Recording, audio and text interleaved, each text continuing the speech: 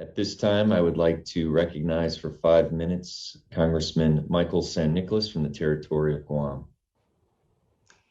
I wanted to begin by thanking Chairman Takano, of course, Acting Chairman Mervan, and Ranking Member Boston, members of this valued committee. I come before you today representing tens of thousands of veterans who have put their lives on the line serving their country over decades.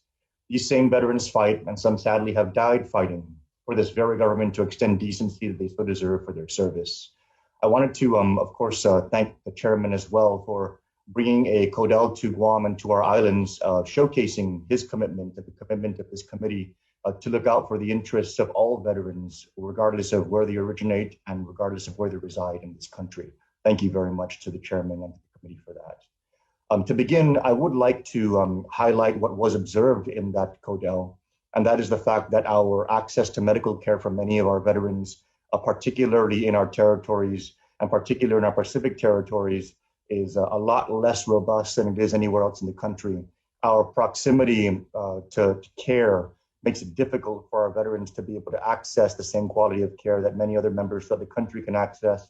And if they're not able to access it in their immediate vicinity, they're able to go and access it in nearby vicinities. That is unfortunately not the case in Guam.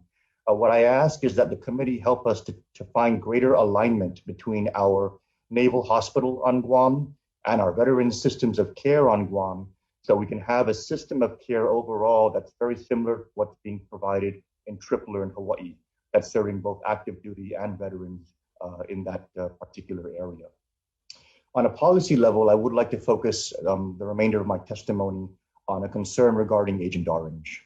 When this body enacted the Veterans Dioxin and Radiation Exposure Compensation Standards Act in 1984 and Agent Orange Act in 1991, we recognized the mounting scientific evidence that herbicides containing dioxin caused very serious and even debilitating health conditions. While the VA and Department of Defense continue to deny that Agent Orange was used by this government on the island of Guam, there exists substantial evidence indicating otherwise. Our armed forces on Guam, as well as the island itself, were used to support the operations of the Vietnam War, including logistics, artillery, manpower replacement, and even refugee processing. A government accountability report released in November 2018 reported that at least one vessel carrying Agent Orange ported on Guam. Record keeping on behalf of the DoD was deficient, with many lost or destroyed. The records do not exist. The records that do exist do not indicate what cargo was unloaded or remained on board.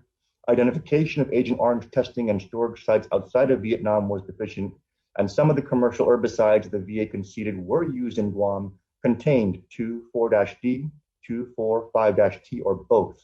As a refresher, the provisions of the Agent Orange Act of 1991 apply to all herbicides containing 2,4-D, or dioxin, used in support of combat operations in Vietnam, and is therefore inclusive of those used on Guam. Using the VA's legal standard, the Veterans Legal Services Clinic of the Jerome N. Frank Legal Services Organization examined widely available evidence and determined that it is as likely as it is not that service members who served on Guam were exposed to toxic herbicides containing dioxin. I ask that the study be entered into the record without objections.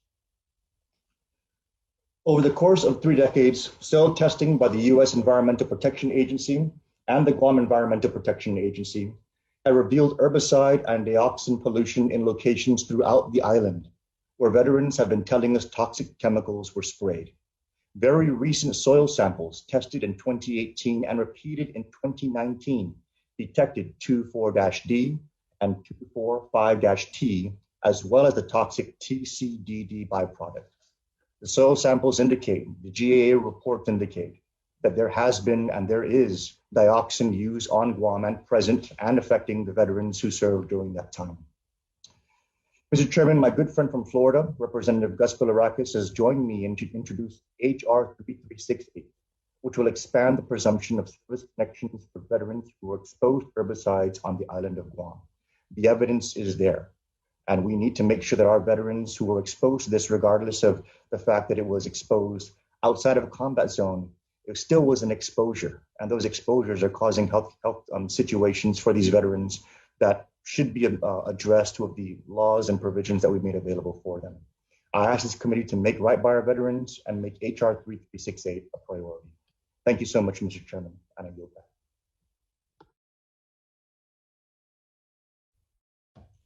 I thank you very much, Congressman Michael Sands Nicholas. I appreciate that.